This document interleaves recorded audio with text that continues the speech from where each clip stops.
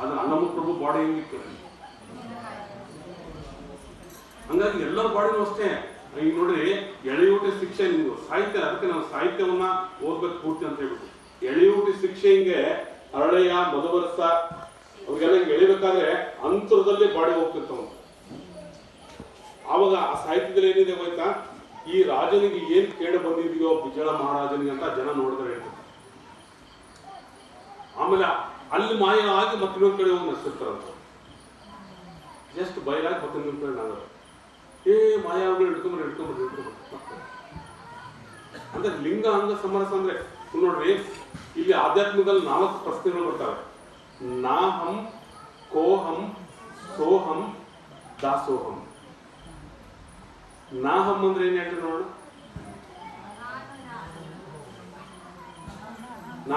ನಾಹಂ ಅಂದ್ರೆ ಏನ್ ಹೇಳ್ರಿ? ಅಂದ್ರೆ ದೇಹವೇ ನಾನು, ಮತ್ತೆ ಬೇರೆ ಏನೂ ಇಲ್ಲ. ದೇಹದ ಸುಖವೇ ಸುಖ, ದೇಹವೇ ನಾನು, ಯಾವ ದೇವರಿಲ್ಲ, ಯಾವ್ದು ಇದಿಲ್ಲ, ಯಾವ ಆತ್ಮನೂ ಇಲ್ಲ, ಯಾವುದೂ ಇಲ್ಲ. ಚಾರ್ವಾಕೃತಿ ಇಲ್ವಾ? ನಾನೇ, ದೇಹವೇ ನಾನು. ಕೋಹಂ ಅಂದ್ರೆ ಯಾವುದೋ ಒಂದು ವಸ್ತು ಈ ದೇಹದಿಂದ ಹೋದಾಗ ಈ ದೇಹ ಬೆಳೆಯುತ್ತೆ. ಹಂಗಾಗಿ ನಾನು ಯಾರು, ನಾನು ದೇಹ ಅಲ್ಲ, ನಾನು ಯಾರು ಇರ್ಬೋದು ಅನ್ನೋದಕ್ಕೆ ಕೋಹಂ. ಅರ್ಥ ಆಯ್ತಾ? ನಾವು ಆ ವಸ್ತು ಹೋದಾಗ ನಮ್ಮ ಬಾಡಿ ಬಿಡಲ್ವಾ?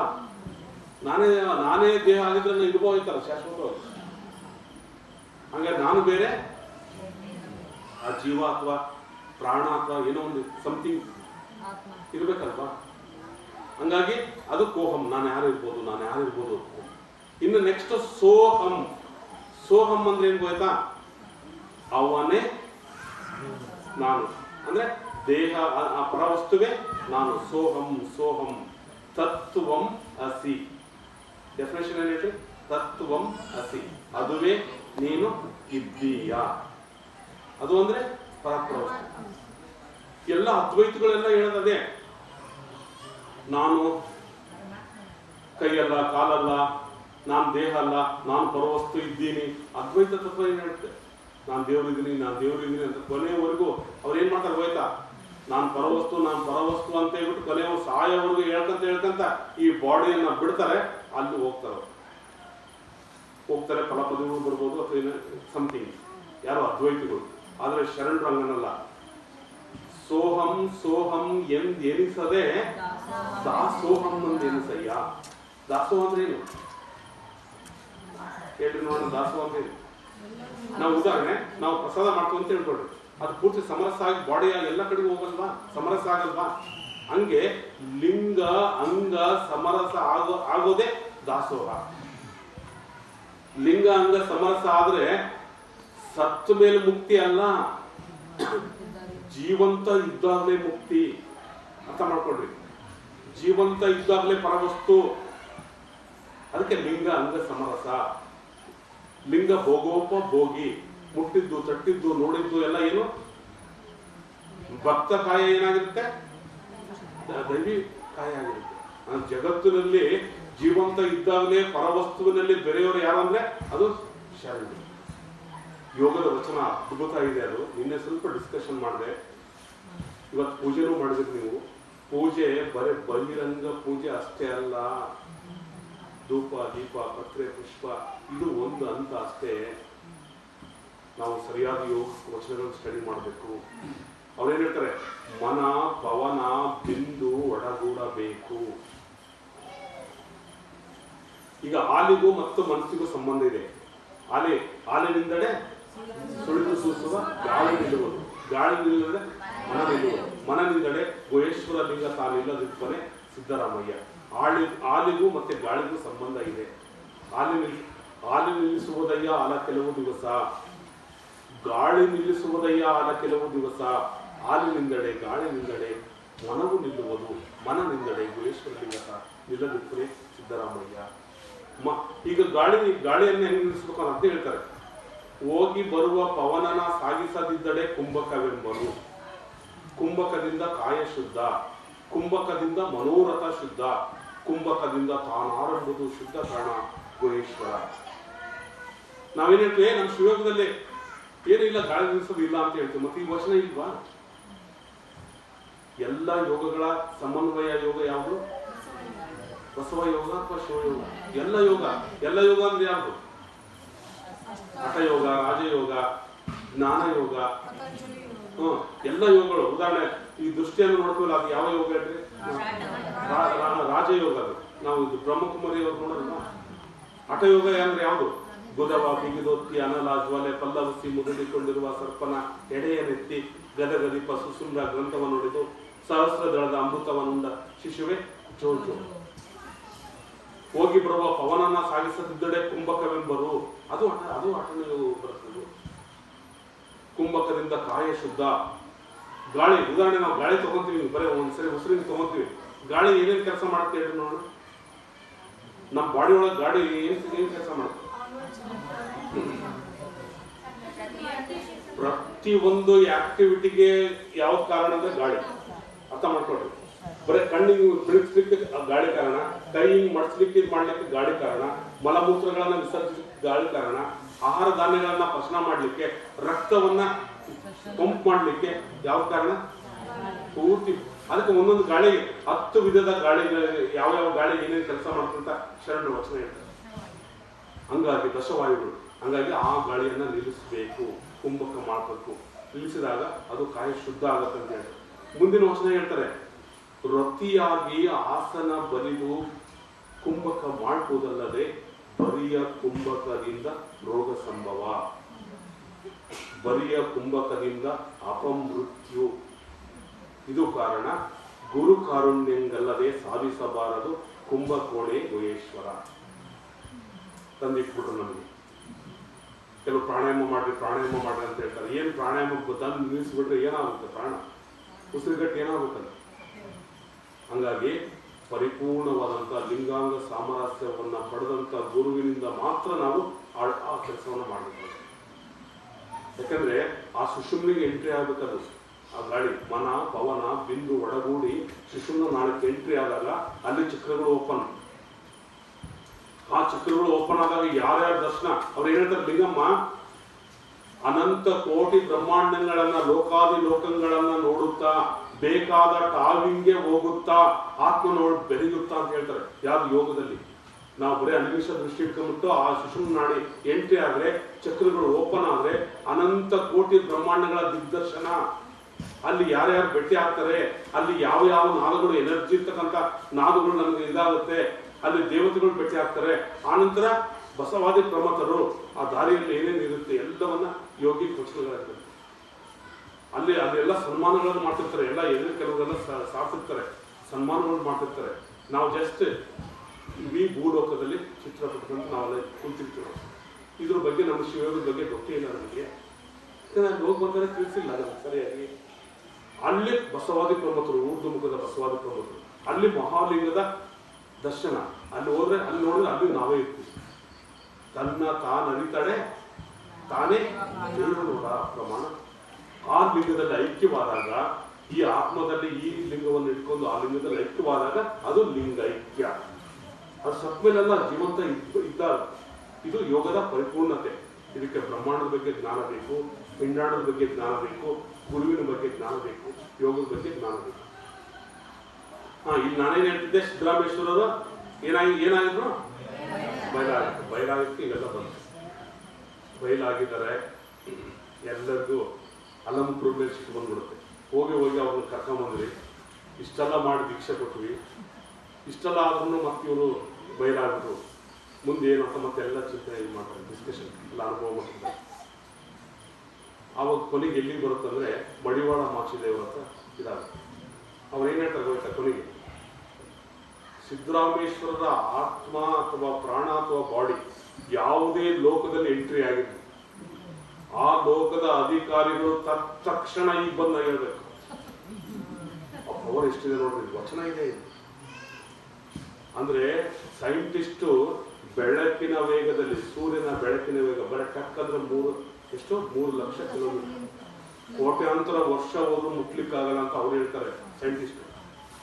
ಇವ್ರು ಯಾವ ವೇಗದಲ್ಲಿ ಆ ಲೋಕ ಕಳಿಸಿದ್ರು, ಮೆಸೇಜ್ ಕಳಿಸಿದ್ರು. ನೋಡ್ರಿ ಹೆಂಗಿದೆ, ಟೆಕ್ನಾಲಜಿ ಹೆಂಗಿದೆ. ಅದಕ್ಕೆ ಹೇಳ್ತಾರೆ ಲಿಂಗದೊಳಗೆ ಅಖಿಲಾಂಡ ಕೋಟಿ ಬ್ರಹ್ಮಾಂಡಗಳು ಅಡಗಿಯವು. ಆ ಬ್ರಹ್ಮಾಂಡವು ಲಿಂಗವು ತನ್ನೋಡೊಡಗಿದ ಭೇದವ. ಏನ್ ಹೇಳ್ತಾರೆ ಮಡಿವಾಳ ಮಾಸ್ಟರ್ ಹೇಳ್ತಾರೆ, ಸಿದ್ದರಾಮೇಶ್ವರ ಆತ್ಮ ಯಾವ ಲೋಕದಲ್ಲಿ ಪಾಸ್ ಆಗಿದೆ ಆ ಲೋಕದ ಅಧಿಕಾರಿಗಳು ತಕ್ಷಣ ಬಂದು ಹೇಳ್ಬೇಕಿಲ್ಲ ಅಂದ್ರೆ ಅಲ್ಲಿ ಬಂದು ಇಡೀ ಲೋಕ ಲೂಟಿ ಮಾಡ್ಬೇಕು ಅಂತ ಹೇಳ್ತಾರೆ. ಗಂಟೆ ಬಿಟ್ಬಿಡ್ತಾರೆ, ಡ್ಯಾಂಡ್ ಡ್ಯಾಂಡ್ ಡ್ಯಾಂಡ್ ಡ್ಯಾಂಡ್. ಆವಾಗ ಏನಾಗ್ತದೆ ಆಯ್ತಾ, ಆ ಟೈಮಲ್ಲಿ ಇದನ್ನ ಸಂಪಾದನೆ ಮಾಡಿದ್ರೆ ಯಾರು, ಆ ಬುಕ್ಕನ್ನು ಸಂಪಾದನೆ ಮಾಡಿದ್ರೆ ಯಾರು, ಯಡಿಯೂರು ಸಿದ್ಧಲಿಂಗೇಶ್ವರರ ನಲ್ಲಿ ಇರ್ತಕ್ಕಂಥ ಸಿದ್ಧವೀರ ದೇವರು. ಅವರ ವಚನಗಳನ್ನೆಲ್ಲ ಪ್ರಿಂಟ್ ಮಾಡಿದ್ದಾರೆ. ಅವಾಗ ಏನಾಗುತ್ತೆ, ಅವ್ರು ಹೇಳ್ತಾರೆ, ಯಡಿಯೂರು ಸಿದ್ಧಲಿಂಗೇಶ್ವರ ಶಿಷ್ಯ ಸಿದ್ಧವೀರ ದೇವರು ಏನ್ ಹೇಳ್ತಾರೆ ಗೊತ್ತಾ, ಆ ಟೈಮ್ನಲ್ಲಿ ಬಿಜ್ಜಳನ ಆಸ್ಥಾನದಲ್ಲಿರ್ತಕ್ಕಂಥ ಆನೆಗಳೆಲ್ಲ ಸರಪಳಿ ಕಿತ್ತು ದಿಕ್ಕೆಟ್ಟು ಹೋಗ್ತವೆ, ಕುದುರೆಗಳೆಲ್ಲ ಮೂರ್ಛೆ ಬೀಳ್ತವೆ, ಎಲ್ಲ ಅಲ್ಲಿರ್ತಕ್ಕಂಥ ಪ್ರಜೆಗಳೆಲ್ಲ ಹವಾಡ್ತಾರೆ ಅಂತ ಹೇಳ್ತಾರೆ. ಆ ಗಂಟೆ ಸೌಂಡಿಗೆ ನೀವು ಕೇಳ್ಬೋದು, ನಿಮಗೆ ಪ್ರಶ್ನೆ ಬಂತ ಇಲ್ಲ, ಇದು ನಡೀತಿರೋದು ಯಾವ ಶತಮಾನದಲ್ಲಿ, ಇವರು ಸಂಪಾದನೆ ಮಾಡಿರೋದು ಯಾವ ಶತಮಾನದಲ್ಲಿ? ಹಂಗಾಗಿ ಇವ್ರ ವಚನ ತಂದು ಅಲ್ಲೇ ಹಾಕಿತ್ತು. ಕ್ವಶನ್ಸ್ ಇದೆಯಲ್ಲ, ಇವ್ರ ವಚನ ಹೆಂಗ್ ಬಂತ ಅಲ್ಲಿ? ಹಂಗಾಗಿ ಇದು ರಾಂಗ್, ಈ ತತ್ವ ರಾಂಗ್ ಅಂತ ನಾವಲ್ಲಿ ತಿಳ್ಕೊಂಡ್ಬಿಡ್ತೀವಿ. ಇದನ್ನ ಅರ್ಥ ಮಾಡ್ಕೋಬೇಕು. ಲಿಂಗ ಅಂಗ ಸಮರಸವಾದಂತ ಮಹಾತ್ಮರು ಏನ್ ಮಾಡ್ತಿದ್ರು ಗೊತ್ತಾ? ಅದಕ್ಕೆ ನಾವು ಫಸ್ಟ್ ಮಹಾಮನೆ ಕವಿ ಟ್ರೈನಿಂಗ್ ವಚನ ಸಾಹಿತ್ಯ ಇದೆ ಅಂತ ಹೇಳ್ಬಿಟ್ಟು ಟ್ರೈನಿಂಗ್ ಬಂದ ತಕ್ಷಣ ಮುಂದೆ ನಿಮಗೆ ಬೇಜಾರಾಗಬಾರ್ದು ಅನ್ನೋ ಉದ್ದೇಶದಿಂದ ನಾನೇನು ಹೇಳಿದೆ, ದಯಮಾಡಿ ಅಲ್ಲಿ ವಚನ ಸಾಹಿತ್ಯ ಇದೆ ಅಂತ ಹೇಳ್ಬಿಟ್ಟು ಹುಡ್ಕೋದು ಬೇಡ, ಮಹಾಮನೆ ಕವಿ ಕ್ಲೀನ್ ಅಂತ ಇದು ಮಾಡಿ ನೀವು ಅಂತ. ಯಾಕೆ ಹೇಳಿದಂದ್ರೆ ಅಲ್ಲಿ ವಚನ ಸಾಹಿತ್ಯ ಇದ್ದಿದ್ರೆ, ಅರ್ಥ ಮಾಡ್ಕೊಡ್ರಿ ನೀವು, ಸರಿಯಾಗಿ ಅರ್ಥ ಮಾಡ್ಕೊಡ್ರಿ, ವಚನ ಸಾಹಿತ್ಯ ಇದ್ದಿದ್ರೆ 12ನೇ ಶತಮಾನಕ್ಕಿಂತ ನಂತರ ಶರಣರು ಬಂದಿಲ್ವಾ? ಯಡಿಯೂರು ಸಿದ್ಧಲಿಂಗೇಶ್ವರ ಪೀರಿಯಡ್ ಎಷ್ಟು ಜನ ಸೇರಿದ್ರು? ಮಲೆ ಮಹದೇಶ್ವರ ಪೀರಿಯಡ್. ಆಮೇಲೆ ಪ್ರೌಢದೇವಾಲಯದ ಕಾಲದಲ್ಲಿ ಎಷ್ಟೊಂದು 101 ವಿರಕ್ತರಿದ್ರು, ಅವ್ರಿಗೆ ಗೊತ್ತಾಗ್ತಿರ್ಲಿಲ್ವಾ? ಹಂಗಾಗಿ ಅವ್ರು ಇದ್ದಿದ್ರೆ ಅವ್ರ ಸಂಪಾದನೆ ಮಾಡಿದ ಎಲ್ಲ ಸಂಪಾದನೆ ಮಾಡಿದ ಬುಕ್ಗಳನ್ನ ಅವ್ರು ಗೊತ್ತಿದ್ರೆ ತಗೊಂಡೋಗ್ಬಿಡೋದು ಅವರೇ. ಹಂಗಾಗಿ 12ನೇ ಶತಮಾನದಲ್ಲಿ ನಡೆದ ಘಟನೆಯನ್ನ ಯೋಗದ ಮೂಲಕ ನೋಡಿದ್ರು ಅವರು, ಓಪನ್ ಮಾಡಿದ್ರು. ಅದು ನಮ್ಗೆ ಅರ್ಥ ಆಗಲಿಲ್ಲ ಸರಿ. ಉದಾಹರಣೆ 83ರಲ್ಲಿ ಪದೇ ಹೇಳ್ತೈತೆ, 83ರಲ್ಲಿ ವಿಶ್ವಕಪ್ ಕ್ರಿಕೆಟ್ ಇಂಡಿಯಾ ಗೆಲ್ತು. ಯಾರ ಸಂಗಡ? West Indies. ನಮ್ದು ಇಂಡಿಯಾ ಕ್ಯಾಪ್ಟನ್ ಯಾರಿದ್ರು? ಕಪಿಲ್ ದೇವ್. ಅವ್ರ ಕ್ಯಾಪ್ಟನ್ ಯಾರಿದ್ರು ಹೇಳ್ರು ನೋಡೋಣ. ಯಾರ ಇದ್ದಪ್ಪ, ಅವ್ರು ತಲೆ ಕೆಲಸ ಬೇಡ, ಯಾರೋ ಒಬ್ರು ಇದ್ದ. ಅವಾಗ ಮ್ಯಾಚ್ ಇತ್ತು, ಆ ಮ್ಯಾಚ್ ರೆಕಾರ್ಡ್ ಆಗಿದೆ. ಮ್ಯಾಚ್ ರೆಕಾರ್ಡ್ ಆಗಿದ್ಮೇಲೆ CD ಇದೆ. ಅಲ್ಲಿ ಏನಿದೆ ಗೊತ್ತೇ, ಫಸ್ಟ್ ಬಾಲ್ ಯಾರು ಹಾಕಿದ್ರು, ಯಾರು ಅಂಪೈರ್ ನಿಂತಿದ್ರು, ಯಾವ ಕಡೆ ನಿಂತಿದ್ರು, ವಿಕೆಟ್ ಕೀಪರ್ ಯಾರಿದ್ರು, ಫೀಲ್ಡರ್ಸ್ ಎಲ್ಲೆಲ್ಲಿ ನಿಂತಿದ್ರು, ಎಷ್ಟು ನೋ ಬಾಲ್ ಆಯ್ತು, ವೈಡ್ ಆಯ್ತು, ಎಷ್ಟು ರನ್ ಮಾಡಿದ್ರು, ರೆಕಾರ್ಡ್ ಇಲ್ವಾ? ಅದು ನಿಜನೂ ಸುಳ್ಳು? ಹೆಂಗ್ ನಾವು ಇದನ್ನ ನೋಡಿ ನಾವು ಹೆಂಗ್ ಹೋಗ್ತೀವೋ ರೆಕಾರ್ಡ್ ಇಟ್ಟು, 12ನೇ ಶತಮಾನದಲ್ಲಿ ಆದಂತ ಎಲ್ಲ ಶರಣರ ಲೀಲೆಗಳು ರೆಕಾರ್ಡೆಡ್. ಅದನ್ನು ಯೋಗದ ಮೂಲಕ ಓಪನ್ ಮಾಡ್ಕೊಂಡ್ಬಿಟ್ರು ಅವರು. ಅದಕ್ಕೆ ನಮಗೆ ಅದು ಆ ಯೋಗದ ನೆಲೆಕಲೆಗಳು ಗೊತ್ತಿಲ್ಲದಕ್ಕೆ ನಾವು ಒದ್ದಾಡ್ತೀವಿ. ಅದಕ್ಕೆ ಅವ್ರಿಗೆ ಏನ್ ಮಾಡಿದ್ರು, ಅದನ್ನ ಓಪನ್ ಮಾಡ್ಕೊಂಡು ನೋಡಿದ್ರು. ಆ ಟೈಮಲ್ಲಿ ಏನಾಯ್ತು ಅಂತ ನೋಡಿದ್ರು ಸಿದ್ಧವೀರ ದೇವರು. ಒಬ್ಬ ಮಡಿವಾಳ ಮಾಸಿದೇವರು ಗಂಟೆ ಹೊಡ್ಬಿಟ್ಟು ಈ ತರ ಆಗ್ಲಿ ಕೊಟ್ಟಾಗ ಅಲ್ಲಿ ಸಿಚುವೇಶನ್ ಏನೇನಾಯ್ತು, ಕಲ್ಯಾಣ ಪಟ್ಟಣದಲ್ಲಿ ಸಿಚುವೇಶನ್ ಏನಾಯ್ತು, ಆನೆಗಳು ಏನಾದ್ರು, ಕುದುರೆಗಳು ಏನಾದ್ರು, ಜನ ಹೆಂಗಾದ್ರು, ನೀವು ಅನುಭವ ರೂಪದಲ್ಲಿ ಹೆಂಗ್ ಸ್ತಬ್ಧ ಆಯ್ತು. ಏನು ಅದ್ಭುತ ಲೀಲೆ, ಯಾವ ವಿಘ್ನಗಳು ನಿಲುಕದಂತ. ಆವಾಗ ಏನ್ ಮಾಡೋದು ಗೊತ್ತಾ, ನಾಗಲೋಕದ ಗಣ ಒಬ್ಬರು ಅಧಿಕಾರಿಗಳು ಬಂದು ತಕ್ಷಣ ಬಂದು ಅನುಭವ ಬಂದ ವಚನ ಇದೆ ಬುಕ್ನಲ್ಲಿ. ನಾಗಲೋಕದ ಒಂದು ವಚನ ಇಲ್ವಾ? ದೇವಲೋಕದವರೆಗೂ ನಾಗಲೋಕದವರೆಗೂ, ಮೇರುಗಿರಿ, ಮಂದರಗಿರಿ, ಕೈಲಾಸಗಿರಿ ಎಲ್ಲಕ್ಕೂ. ಹಂಗಾಗಿ ಅಂತಪ್ಪ ಪರಸ್ಪರ ವಸ್ತು ಈ ಮಡಿವಾಳ ಮಾಸಿದೇವರು ಆಜ್ಞೆ ಕೊಟ್ಟ ತಕ್ಷಣ ಅವನ ಪಟ್ಟಣ ಅಲ್ಲಿ ಅಲ್ಲೋಲ ಕಲ್ಲೋಲ ಆಯ್ತು. ಅಲ್ಲಿ ಈ ಸೌಂಡ್ ಅಲ್ಲಿ ಹೋಯ್ತು. ತತ್ಕ್ಷಣ ಆ ಲಿಂಕ್ಸ್ ಹೋದ ತಕ್ಷಣ ಅವನು ಬಂದು ಹೇಳಿದ, ಯಾರು ನಾಗಲೋಕದ ಗಣಗಳು ಬಂದು ಹೇಳ್ಬಿಟ್ಟು, ವೀರಭದ್ರಾವತಾರಿ ಮಡಿವಾಳ ಮಾಚಿದೇವರ ಪಾದಕ್ಕೆ ನಮೋ ನಮೋ, ಎಲ್ಲ ಗಣಗಳ ಪಾದಕ್ಕೆ ನಮೋ ನಮೋ ಅಂತ ಹೇಳ್ಬಿಟ್ಟು ಅವನು ಒಪ್ಪಿಸ್ತಾನೆ. ನಮ್ಮ ಲೋಕದಲ್ಲಿ ಆ ಆತ್ಮ ಎಂಟ್ರಿ ಆಗಲಿಲ್ಲ, ಅದು ಈ ಕಡೆ ಬೇರೆ ಲೋಕಕ್ಕೆ ಶಿವಲೋಕದ ಕಡೆಗೆ ಎಂಟ್ರಿ ಆಯಿತು ಅಂತ ಅವನು ಒಪ್ಪಿಸ್ತಾನೆ. ಆಮೇಲೆ ಶಿವಲೋಕಕ್ಕೆ ಆಜ್ಞೆ ಕೊಟ್ಟ ತಕ್ಷಣ ಅಲ್ಲಿ ಚಂದ್ರಮೌಳಿ ಅಂತ ಒಬ್ಬರು ಶಿವಲೋಕ ತಗೊಂಡ್ಬರ್ತಾನೆ. ಅವಾಗ ಅಲ್ಲಿ ವಾದ ಆಗುತ್ತೆ, ನಿನಗೆ ಎದುರಂಗಿಲ್ಲ, ನಿಮ್ಮ ಚಂದ್ರ ನಿಮಗೆ ಶಿವನಿಗೆ ಎದುರಂಗಿಲ್ಲ, ಯಾರಿಗೂ ಎದುರಂಗಿಲ್ಲ, ಬಂದು ಹೇಳಲೇಬೇಕು, ಬಂದು ಇದು ಮಾಡ್ಬೇಕು ಅಂದ ತಕ್ಷಣ ಶಿವ ಪಾರ್ವತಿಯವರು ಹೇಳ್ತೀವಿ, ನಿಮ್ ತಲೆ ಕೆಟ್ಟೋಗಿರ್ಬೇಕಲ್ವ, ತಲೆ ಕೆಟ್ಟೋಗಿರ್ಬೇಕು. ಅದಕ್ಕೆ ನಾ ಹೇಳ್ತಿರೋ 30 ವರ್ಷಗಳಲ್ಲಿ ಅದೇ ಸ್ಟಡಿ ಮಾಡ್ಬೋದು. ಯಾಕೆ ತಲೆ ಕೆಟ್ಟೋಗುತ್ತೆ? ನಿಮಗೆ ತಲೆ ಕೆಟ್ಟೋಗಿರ್ಬೋದು. ನಾನು ಅನಂತ ಬ್ರಹ್ಮಾಂಡಗಳು ಪಿಂಡ ಅಂದ್ರೆ ಹೆಂಗೆ ಸೃಷ್ಟಿ ಮಾಡಿದ್ರು, ಬ್ರಹ್ಮಾಂಡದಲ್ಲಿ ಏನೇನಿದೆ, ಯಕ್ಷರು, ಸಿದ್ಧರು, ಗರುಡರು, ಬರೀ ಒಬ್ಬ ಬ್ರಹ್ಮ, ಒಬ್ಬ ವಿಷ್ಣು, ಒಬ್ಬ ರುದ್ರ ಅಲ್ಲ, ಅನಂತ ಕೋಟಿ ಬ್ರಹ್ಮರು, ಅನಂತ ಕೋಟಿ ವಿಷ್ಣುಗಳು, ಅನಂತ ಕೋಟಿ ರುದ್ರರು ಅಂತ ಹೇಳ್ತಾರೆ ವಚನದಲ್ಲಿ. ನನಗೆ ಇನ್ನೂ ತಲೆ ಕೆಟ್ಟು ಹೋಗ್ಬಿಡ್ತು, ಏನೋ ಒಬ್ಬ ಬ್ರಹ್ಮ, ಒಬ್ಬ ವಿಷ್ಣು, ಒಬ್ಬ ರುದ್ರ ತಡ್ಕೋಬೋದಪ್ಪ, ಅನಂತ ಕೋಟಿ ಅಂತ ಹೇಳ್ತಾರೆ ಹಿಂಗೆ. ಅದಕ್ಕೆ ಡೆಫಿನೇಷನ್ ಕೊಡ್ತಾರೆ ಅವರು. 14 ಭುವನ ತುಂಬಿರುವುದು ಬ್ರಹ್ಮಾಂಡ, ಅದರಂತೆ ತೋರ್ಪುವ ಅಗಣಿತ ಬ್ರಹ್ಮಾಂಡಕ್ಕೆ ಅಧಿಕಾರಿಗಳು. ಇಂತಿಷ್ಟು ಬ್ರಹ್ಮಾಂಡಕ್ಕೆ ಒಬ್ಬ ಬ್ರಹ್ಮ, ಒಬ್ಬ ವಿಷ್ಣು, ಒಬ್ಬ ರುದ್ರ. ಅವರು ಏನ್ ಮಾಡ್ತಾರೆ? ಜೀವಿಗಳ ಸೃಷ್ಟಿ ಸ್ಥಿತಿ ಲಯ ಮಾಡುವಂಥದ್ದು ಅವರು. ಈ ಎಲ್ಲ ದೇವತೆಗಳನ್ನ ಮಾಡಿದ್ಯಾರು? ಅದು ಬಸವಣ್ಣ ಅಂತ ಮಾತು ಹೇಳ್ತಾರೆ. ವಚನ ಕೊಡ್ತೀನಿ ನಿಮಗೆ. ಇದೆಲ್ಲ ಯಾಕಂತಂದ್ರೆ ಮತ್ತೆ ಒಂದೇ ವಸ್ತುವಿನಿಂದ ನಡಿಬೇಕಲ್ಲ. 84 ಲಕ್ಷ ಜೀವರಾಶಿಗಳು, ಈಗ 800 ಕೋಟಿ ಜನಸಂಖ್ಯೆ ಇದೆ. ಎಷ್ಟು ದೇಶಗಳು, ಎಷ್ಟು ಡಿಪಾರ್ಟ್ಮೆಂಟು, ಎಷ್ಟು ವ್ಯವಸ್ಥೆ ಇಲ್ವಾ?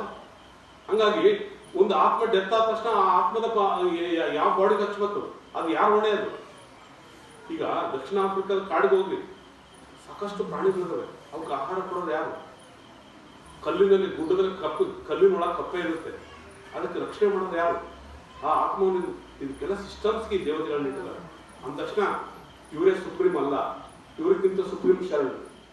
ಅದಕ್ಕೆ ಬ್ರಹ್ಮನ ನಾವು ಬಲ್ಲೆವು, ವಿಷ್ಣುವ ನಾವು ಬಲ್ಲೆವು, ರುದ್ರನ ನಾವು ಬಲ್ಲೆವು. ಅದೇನು ಕಾರಣವೆಂದರೆ ನಮ್ಮ ನೆರೆಮನೆಯಲ್ಲಿದ್ದ ಕಾರಣ ಒಲ್ಲೆವೆಂದಾತ ನಂಬಿಗರ ಚೌಡಯ್ಯ. ನೆರೆಮನೆ, ನಾವು ಊರು ತುಮಕದಲ್ಲಿದ್ರೆ ಅವ್ರ ನೆರೆಮನೆ ಇದೆ. ಅವ್ರ ಪವರ್ ಏನಿದೆ ಗೊತ್ತು? ಬ್ರಹ್ಮ ವಿಷ್ಣು ರುದ್ರರು ಒಂದು ಬ್ರಹ್ಮಾಂಡದೊಳಗಣ ಬಾಲಕರು, ಇವರೆತ್ತ ಬಲ್ಲರು ಲಿಂಗದ ಗಣಮ ಅಂತ ಹೇಳ್ತಾರೆ. ಅವ್ರು ನಿಲುಕದೇ ಇಲ್ಲ, ಅವ್ರಿಗೆ ದೇವತೆಗಳು ಅಷ್ಟೇ. ಅವ್ರು ದೇವರಲ್ಲ, ಏನಲ್ಲ. ಅವ್ರು ದೇವರಾಗಿದ್ರೆ ಅವ್ರು ಬ್ರಹ್ಮನ ಶಿರ ಹೋಯ್ತು, ಅವಾಗ ಮುಗಿಸ್ಬೇಕಾಯ್ತಾರ ಅವನು. ವಚನಗಳು ಇಲ್ವಾ? ನಾನೇನ್ ಹೇಳ್ತಿದ್ದೆ, ಆ ಶಿವ ಮತ್ತೆ ಪಾರ್ವತಿ ಅವ್ರು ಬಂದ್ರು. ಇಲ್ಲಿ ನೋಡ್ರಿ, ಭಾರಿ ಮಜಾ ಇದೆ. ಶಿವನ ಜೊತೆಗೆ ಆರ್ಗ್ಯುಮೆಂಟ್ಸ್ ಆಗತ್ತೆ. ನಮ್ಮ ಸಿದ್ದರಾಮೇಶ್ವರ ತರಬೇಕು. ಶಿವ ಏನ್ ಮಾಡ್ತಾರೆ? ಪಾರ್ವತಿ ಕಡೆಗೆ ಹೇಳ್ತಾರೆ, ಇಲ್ಲ ಪಾರ್ವತಿ ಕೇಳಿದ್ರು. ಪಾರ್ವತಿ ತಾಯಿಯವ್ರ ಹತ್ರ ಕೇಳಿದಾಗ ಪಾರ್ವತಿ ತಾಯಿಯವ್ರು ಏನ್ ಹೇಳ್ತಾರೆ ಗೊತ್ತಾ? ಸಿದ್ದರಾಮೇಶ್ವರ ಇರ್ಲಿ, ನನ್ನ ಮೋಹದ ಮಗ, ನನ್ನ ಮುದ್ದಿನ ಮಗ ಚನ್ನಬಸವಣ್ಣ ಮಗುವಾಗಿ ನನ್ನ ಮೊಲೆಯಾಲ್ ಕೊಡ್ಲಿ ಫಸ್ಟ್ ಅಂತ ಹೇಳ್ತಾರೆ. ಇನ್ನೂ ತಲೆ ಕೆಟ್ಟೋಗ್ಬಿಡ್ತು ನಿಮ್ಗೆ. ಚನ್ನಬಸವಣ್ಣ ಅವ್ರ ಮಗು ಹೆಂಗ್ ಮೊಲೆಯಾಲ್ ಕುಡಿಬೇಕು ಅಂದ್ರೆ, ಅವರು ಹಿಂದಿನ ಜನ್ಮದಲ್ಲಿ ಪಾರ್ವತಿ ಮಗುವಾಗಿರ್ತಾರೆ, ಸ್ಕಂದನ ಗಣೇಶ್ವರಾಗಿರ್ತಾರೆ ಅವರು. ಅದು ನಮ್ಗೆ ಗೊತ್ತೇ ಇಲ್ಲ. ಅದು ಸಾಕಷ್ಟು ವಚನಗಳು ಬಂದಿದ್ದಾವೆ. ಪೂರ್ತಿ ವಚನವನ್ನು ಸ್ಟಡಿ ಮಾಡಿದಾಗ ಮಾತ್ರ ಅದೆಲ್ಲ ಗೊತ್ತಾಗುತ್ತೆ. ಅವಾಗ ಏನ್ ಮಾಡ್ತಾರೆ? ಚನ್ನಬಸವಣ್ಣ, ನಾನು ಈಗ ಷಟ್ಸ್ಥಲ ಜ್ಞಾನಿ ಇದ್ದೀನಿ, ನಾನು ಕುಡಿಯಲ್ಲ ಅಂತ ಅವರು. ಏನು ಹಿಂದಿನ ಜನ್ಮದಲ್ಲಿ ನಾನು ಆಗಿರ್ಬೋದು, ಪಾರ್ವತಿ ಮಗು ಲೀಲೆಗೋಸ್ಕರ ಬಂದಿರ್ಬೋದು. ಅಲ್ಲಿ ದಕ್ಷ ಬ್ರಹ್ಮನ ಫಿನಿಶಿಂದಾಗಲೇ ಅವ್ರು ಆಗಿರ್ತಾರೆ. ತಾರಕಾಸುರನ್ನ ವಧೆ ಮಾಡ್ಬೇಕಾದ್ರೆ ಅವರು ಪಾರ್ವತಿ ಮಗು ಆಗಿರ್ತಾರೆ. ಇವೆಲ್ಲ ಸಾಕಷ್ಟು ವಚನಗಳು ದೇವಿಗಳಿವೆ. ನಾನು ಒಲೆಯಲ್ಲಿ ಕುಡಿಯಲ್ಲ ಯಾರು ಹೇಳ್ತಾರೆ? ಚನ್ನಬಸವಣ್ಣ. ನಾನು ಷಟ್ಸ್ಥಲ ಜ್ಞಾನಿ ಇದ್ದೀನಿ, ನಾನು ಕುಡಿಯಲ್ಲ. ಅಲ್ಲಮ್ಮ ಪ್ರಭುವ್ರಿಗೂ ಮತ್ತವ್ರಿಗೂ ಜಗಳ ಬೀಳ್ತು. ಇಲ್ಲಪ್ಪ ನೀವು ಕುಡಿಲೇಬೇಕು. ತಾಯಿ ಏನು ಆರೋಗ್ಯ ದೃಷ್ಟಿಯಿಂದ ಒಳ್ಳೇದಾಗುತ್ತೆ, ತಾಯಿ ಹೇಳಿದಾಳೆ ಕುಡಿದ್ರೆ ಏನು ತಪ್ಪೇನಿಲ್ಲ, ಕುಡಿಬೇಕು ಅಂತ ಹೇಳ್ತಾರೆ. ಆವಾಗ ಕೊನೆಗೆ ಅವ್ರಿಗವ್ರಿಗೆ ಗಲಾಟೆ ಆಗುತ್ತೆ, ಭಾಳ ನಾನು ಕುಡಿಯಲ್ಲ ಅಂತ ಅವರು. ಆನಂತರ ನೀನು ಕುಡಿದೇ ಇದ್ರೆ ನೀನು ಗುರುದ್ರೋಹಿ ಆಗ್ತೀಯಾ ನೀನು ಅಂತ ಹೇಳ್ತಾರೆ. ಯಾರು ಹೇಳ್ತಾರೆ? ನನ್ನ ಮಾತು ಕೇಳದೇ ಇದ್ರೆ ನನ್ನ ಗುರುದ್ರೋಹಿ ಆಗ್ತೇ ಅಂದ ತಕ್ಷಣ ಸಿಟ್ಟು ಬಂದ್ಬಿಡುತ್ತೆ. ಯಾರಿಗೆ? ಚನ್ನಬಸವಣ್ಣ. ನಾನು ಗುರುದ್ರೋಹಿ ಅಲ್ಲ, ನೀವು ಗುರುದ್ರೋಹಿ. ಗುರುದ್ರೋಹಿ ಯಾಕಂದ್ರೆ ಅನಿಮಿಷ ಏನು ಲಿಂಗ ತಗೊಂಡ್ಬಿಟ್ಟು ಸಾಯಿಸ್ತೀರ, ನೀವು ಗುರುದ್ರೋಹಿ ಅಂತ. ಸರಿದೇ ಇಲ್ಲ, ಅನಿಮಿಷ ಪ್ರಕರಣ ದೊಡ್ಡ ಜಗಳ ಆಗುತ್ತೆ. ಆಮೇಲೆ ಇಲ್ಲಪ್ಪ ಅನಿಮಿಷ ಇದು ನಾನೇ, ಅದು ಲೀಲೆಗೋಸ್ಕರ ಅಂತ ಹಿಂಗೆಲ್ಲ ಮತ್ತೆಲ್ಲ ತಿಳಿಸಿ ಹೇಳ್ತಾರೆ. ಆಮೇಲೆ ಕೊನೆಗೆ ಏನಂತಾರೆ ಚನ್ನಬಸವಣ್ಣವರು? ಇಲ್ಲ, ನೀವು ನೀವು ನೀವು ಮೊದಲೇ ಕುಡಿದ್ಬಿಡ್ರಿ, ತಾಯಿ ಮೊರೆಯಾರು ಅಂತ ಹೇಳ್ತಾರೆ. ಯಾರಿಗೆ? ಪ್ರಭುದೇವರು. ನೋಡು ಚನ್ನಬಸವಣ್ಣ, ತಾಯಿ ನನಗೆ ಹೇಳಿದ್ರು ನಾನು ಕುಡಿದಿದ್ದೆ. ತಾಯಿ ನಿನ್ನ ಪ್ರೀತಿ ಮಗು ಅಂತ ಹೇಳ್ಬಿಟ್ಟು ನಿನಗೆ ಹೇಳಿದಾಗ ನೀನು ಕುಡಿಲೇಬೇಕಂದಾಗ ಎಲ್ಲರಿಗೂ ಖುಷಿ ಆಗುತ್ತೆ. ಆಮೇಲೆ ಏನಪ್ಪ ಅಂತ ಹೇಳ್ಬಿಟ್ಟು ಮತ್ತೆ ಚನ್ನಬಸವಣ್ಣವರು ಮಗು ಆಗ್ತಾರೆ. ಮಗುವಾಗಿ ಪಾರ್ವತಿ ತಾಯಿ ಮನೆಯಲ್ಲಿ ಕೊಡ್ತಾರೆ. ಎಲ್ಲಿ? ಅನುಭವ ಮಾಡ್ಕೊತಾರೆ. ಇದು ವಚನಗಳು. ನಮಗೆ ಸರಿಯಾಗಿ ಸ್ಟಡಿ ಮಾಡೋಣ. ಆನಂತರ ಮತ್ತೆ ಅವರು ಸಿದ್ದರಾಮೇಶ್ವರ ತರ್ತಾರೆ. ಸೊ ಅಲ್ಲಿಗೆ ನಡೀತಿರ್ತಾರೆ. ಇದನ್ನು ಈ ವಿಷಯ ಯಾಕೆ ಹೇಳಿದಂದ್ರೆ, ನೋಡ್ರಿ, ಪ್ರತಿಯೊಬ್ಬರ ಶರಣರು ಕಾಲಜ್ಞಾನದಲ್ಲಿ ಬೇರೆ ಲೋಕದಿಂದ ಶಕ್ತಿಗಳು ಎಂಟ್ರಿ ಆಗ್ತಾರೆ. ದುರ್ಗಿ, ಚಂಡಿ, ಚಾಮುಂಡಿ, ಭೂತಗಳು, ಅವ್ರ ಪಡೆ ಎಷ್ಟಿರುತ್ತೆ, ಅವ್ರು ಹೆಂಗೆ ಫೈಟ್ ಮಾಡ್ತಾರೆ, ಅವ್ರ ಪವರ್ ಎಷ್ಟು, ಎಲ್ಲವನ್ನು ಹೇಳಿದ್ದಾರೆ. ಅಕಸ್ಮಾತ್ ಅವರು ಅವತರಿಸಿದ್ದಾರೆ, ನೀವೇನ್ ಹೇಳ್ತೀರಿ? ಬಸ್ತತ್ತದು ದೇವಲೋಕ ಮತ್ತೆ ಲೋಕವನ್ನು ಬೇರೆಲ್ಲ ಕಾಣಿರೋ, ಯಾವ ಲೋಕ ಇಲ್ಲ ಅಂತ ಹೇಳಿದ್ರು. ಇವ್ರು ಎಲ್ಲಿಂದ ಬಂದ್ರಪ್ಪ ಇವ್ರು ಅಂತ ಹೇಳ್ತೀವಿ ಅಲ್ವಾ? ಇವ್ರು ಎಲ್ಲಿಂದ ಬಂದ್ರು ಅಂತ ಹೇಳ್ತಾರೆ. ಸ್ಟಿಫನ್ ಹಾಕಿಂಗ್ ಇದ್ದ ಹಿಡಿದು ದೊಡ್ಡ ದೊಡ್ಡ ವಿಜ್ಞಾನಿಗಳು ಬೇರೆ ಲೋಕದಲ್ಲಿ ಜೀವಿಗಳಿದ್ದಾರೆ, ನಮ್ಗಿಂತಲೂ ಪವರ್ಫುಲ್ ಇದ್ದಾರೆ, ಅವ್ರು ಬಂದ್ರೆ ಏನ್ ಬೇಕಾದ್ರೂ ಉಡಾಯಿಸಿ ಬಂದ್ರು ಅಂತ ಹೇಳ್ಬಿಟ್ಟು ಸೈಂಟಿಸ್ಟ್ ಹೇಳ್ತಿದ್ದಾರೆ. ನಮ್ಮ ಶರಣರು ಹೇಳ್ತಿದ್ದಾರೆ. ನಾವು ಅರ್ಧಂಬರ್ಧ ತಿಳ್ಕೊಂಡ್ಬಿಟ್ಟು ದೇವತೆಗಳು ಇಲ್ಲ, ಯಾವ ಲೋಕಗಳು ಇಲ್ಲ ಅಂದ್ರೆ ನಾವು ಅನುಭವಿಸ್ತೀವಿ. ಹಂಗಾಗಿ ಶರಣರಲ್ಲಿರುವನ್ನ ಸರಿಯಾಗಿ ತಿಳ್ಕೊಳ್ಳೋಣ. ನಮ್ಗೆ ಇನ್ನೂ ಚಾನ್ಸ್ ಇದೆ, ಟೈಮ್ ಇದೆ. ನೀವು ಎಲ್ಲವನ್ನೂ ಸ್ಟಡಿ ಮಾಡುವಂಥ ಶಕ್ತಿ ನಿಮಗಿದೆ. ವಚನ ಸಾಹಿತ್ಯವನ್ನು ಸ್ಟಡಿ ಮಾಡ್ರಿ, ಎಲ್ಲ ವಚನ ಸಂಪುಟಗಳನ್ನ ಎಕ್ಕಿ ನೋಡ್ರಿ. ಬ್ರಹ್ಮಾಂಡದ ಬಗ್ಗೆ ಏನು ಹೇಳಿದ್ದಾರೆ, ಪಿಂಡಾಂಡದ ಬಗ್ಗೆ ಏನು ಹೇಳಿದ್ದಾರೆ, ಯೋಗದ ಬಗ್ಗೆ ಏನು ಹೇಳಿದ್ದಾರೆ, ಶರಣರ ಆದಿ ಅನಾದಿ ಬಗ್ಗೆ ಏನು ಹೇಳಿದ್ದಾರೆ, ನಾವು ಸರಿಯಾಗಿ ತಿಳ್ಕೊಂಡ್ಬಿಟ್ಟು ನಮಗೇನು ಗೊತ್ತಿಲ್ಲ, ನಿಮ್ಗೆ ಕೃಪೆ ಆಗಲಿ ಅಂತ ಬಿಟ್ಟು ಹೋದ್ರೆ ಖಂಡಿತ ನಮ್ಗೆ ರಕ್ಷಣೆ ಇದೆ. ಇಲ್ಲ ನಾವೆಲ್ಲ ತಿಳ್ಕೊಂಡ್ಬಿಟ್ಟಿವಿ, ನಾವು ಬಹಳ ಪೂಜೆ ಮಾಡ್ಬಿಟ್ಟಿವಿ ಅಂತಂದ್ರೆ, ನಾವು ಚಕ್ರಗಳನ್ನು ಬೇಯಿಸಿದ್ರ ಆ ಎನರ್ಜಿ ಸಿಕ್ಕಿದೆಯಾ? ಖಂಡಿತವಾಗಿ ಸುಮ್ಮನೆ ಸುಳ್ಳು ಹೇಳ್ಕೊಂತ ಹೋಗೋದು ಬೇಡ. ನಾವು ಪ್ರಾಮಾಣಿಕವಾಗಿರೋಣ, ಅವ್ರ ಕೃಪೆಯನ್ನು ಬೇಡೋಣ. ಯಾಕಂದ್ರೆ ಇದು ಶರಣರಂಗಳ ನಿಜ ಶರಣರ ಲೀಲೆಯನ್ನು ಸರಿಯಾಗಿ ತಿಳ್ಕೊಂಡ್ಬಿಟ್ಟು ಇಲ್ಲೆಲ್ಲ ಶರಣರು ಬರ್ತಾರೆ ಅಂತ ಹೇಳಿದ್ದಾರೆ. ಹಾಗಾಗಿ ನೀವೆಲ್ಲ ಶರಣ ಸ್ವರೂಪದಲ್ಲಿದ್ದೀರಿ. ಏನೇ ತಪ್ಪು ಮಾಡಿದ್ರು ನಿಮ್ಗೆ ಕ್ಷಮೆ ಇದೆ. ಇಂಥ ಜಾಗದಲ್ಲಿ ಸೇವೆ ಮಾಡ್ತಾ ಇದ್ರಿ, ಬೆವರು ಸುರಿಸ್ತಾ ಇದ್ರಿ, ಬಸವ ಅಂತ ಇದ್ದೀರಿ. ನಿಮಗೆಲ್ಲರಿಗೂ ಶರಣರ ಕೃಪೆ ಆಗಲಿ, ಅವರ ದರ್ಶನ ಆಗಲಿ. ಮುಂದೆ ಶರಣರ ಆಟದಲ್ಲಿ ನಾವು ನೀವೆಲ್ಲ ಭಾಗಿಯಾಗೋಣ ಅಂತ ಹೇಳ್ಬಿಟ್ಟು ನಾನು ಎರಡು ಮಾತನ್ನು ಮುಗಿಸಿ